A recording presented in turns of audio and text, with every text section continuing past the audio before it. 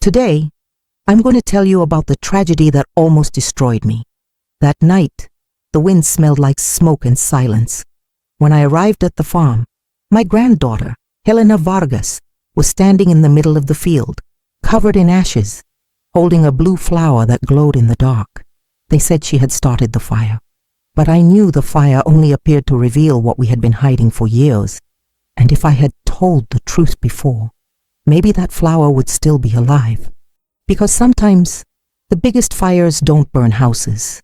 They burn hearts. And blue flowers grow where guilt lives. My name is Catharina Williams, and for many years I have lived surrounded by flowers.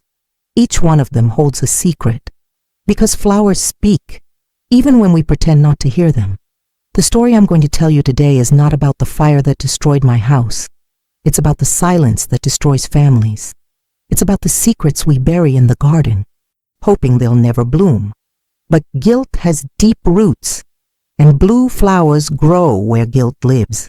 If this story touches your heart, subscribe to this channel right now, because every week I tell real stories here about what happens when love and fear grow in the same garden. Stories about grandmothers who thought silence was protection, about granddaughters who learned that fire can reveal the truth, and about blue flowers that survive even when everything else turns to ash. Let's begin. The Vargas farm has always been a refuge and a prison. My son Michael and I cultivated blue flowers, rare, almost magical. My daughter-in-law Elisa said their scent was like a promise of new beginnings. But behind the beauty, there was constant fear. Michael had inherited the same rage as his father, the kind that destroys everything it touches. I knew it, but I kept quiet. I thought love and patience would be enough to change a sick heart. And it was that silence that one day turned into smoke. Michael was a good boy once. He used to help me plant the blue flowers, his small hands covered in dirt, his smile bright as morning light. But when his father died, when the violence finally stopped, something inside Michael broke differently. He didn't become free. He became his father. Elisa tried everything. She tried therapy, prayer, long walks in the flower fields. She tried leaving him twice. But both times, I begged her to come back. I told her, he's my son. He needs time. He needs us. What I really meant was, I can't admit I raised a monster. What I really meant was, if she leaves, everyone will know I failed. So Elisa stayed, and the bruises grew like weeds. I heard them fighting at night, the sound of breaking glass, her muffled cries, his roaring voice. Sometimes I would stand outside their house, my hand on the doorknob, my heart pounding. But I never opened the door. I told myself it was their marriage. I told myself I couldn't interfere. I told myself tomorrow he would be better. But tomorrow never came. And then, one night, little Helena, 9 years old, with her mother's dark eyes, came to my house at midnight. She knocked on my door, barefoot, trembling. "Grandma," she whispered, "Daddy's hurting Mommy again." I looked at her. I looked at the road leading to their house. And I said, "Go back to bed, sweetheart. Everything will be fine in the morning." She stared at me for a long time. Then she turned around and walked back into the darkness. That was the last time Helena asked me for help, because blue flowers grow where guilt lives. And I had just planted the first seed. It was dawn when I heard the scream. I ran to my son's house, and the fire was already devouring the windows. The sky was red, as if hell itself had come down to claim someone. The heat hit my face like a slap. The smell of burning wood, melting plastic, and something else. Something I didn't want to name. "Michael! Elisa!" I screamed. But the fire roared louder than my voice. The neighbors came running. Someone called 911. Someone held me back when I tried to go inside. And then I saw her, Helena, standing in the middle of the field, 50 feet from the burning house, covered in ash, her nightgown gray with soot, her face blank, and in her hands, a blue flower, perfectly intact. Glowing in the dark, like a tiny miracle. When the firefighters arrived, it was too late. They found Michael and Elisa in the bedroom. The door had been locked from the outside. Everyone looked at Helena. The sheriff questioned her gently, kneeling down to her level. "Sweetheart, did you see who started the fire?" Helena didn't answer. She just stared at the burning house, squeezing that blue flower in her small fist. They asked me. They asked the neighbors. They investigated for weeks. Faulty wiring, they finally said. An accident, a tragedy. But I knew better, because that night before the fire, I had seen Helena walking toward the tool shed. I had seen her carrying a red gasoline can, the one Michael used for the lawnmower. I had seen her stop at their bedroom window, her face lit by moonlight, and I had gone back to bed, because I told myself I was imagining things, because I told myself a 9-year-old girl wouldn't do something like that, because I told myself so many lies. When they closed the case, I took Helena to live with me. Everyone said I was a saint. Poor Catharina, they whispered, losing her son and daughter-in-law, and now raising that traumatized child. But Helena wasn't traumatized. She was silent, and silence, I would learn, is the loudest scream of all, because blue flowers grow where guilt lives. And now, we were both drowning in it. I took Helena to live with me on the farm. For years, I tried to turn horror into routine. I taught her the language of flowers, the lily for purity, the white rose for forgiveness, and the blue flower for what the heart cannot say out loud. But Helena grew up in silence. She didn't cry, didn't talk about her parents.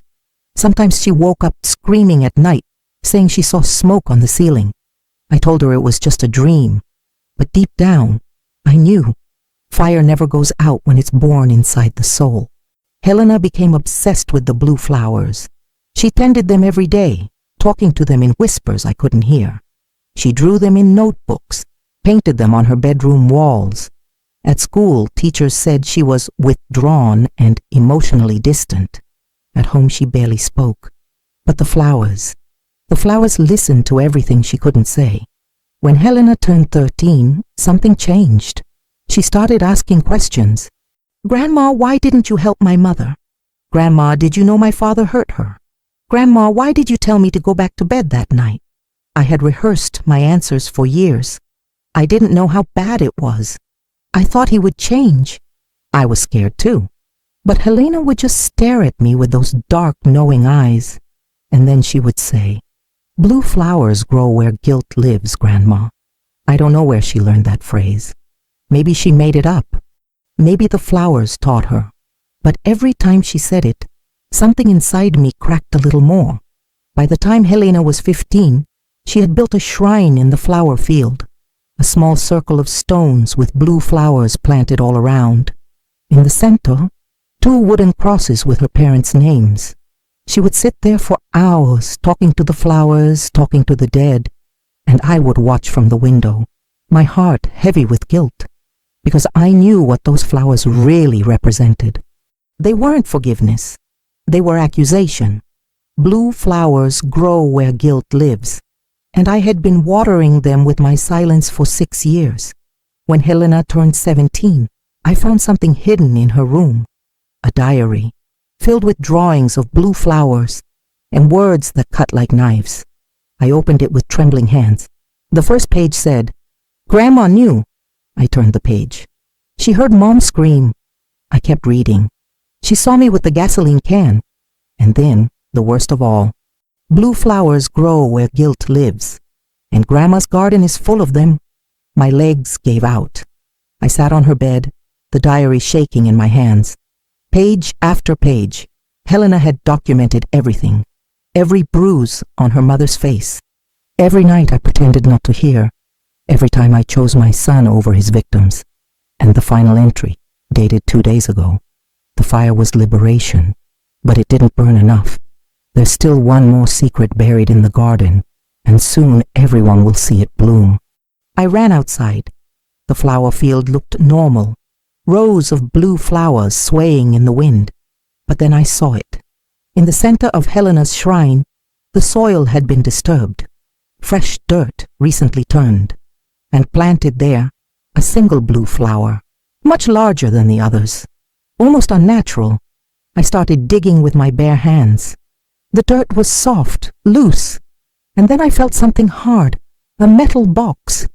I pulled it out, my heart pounding.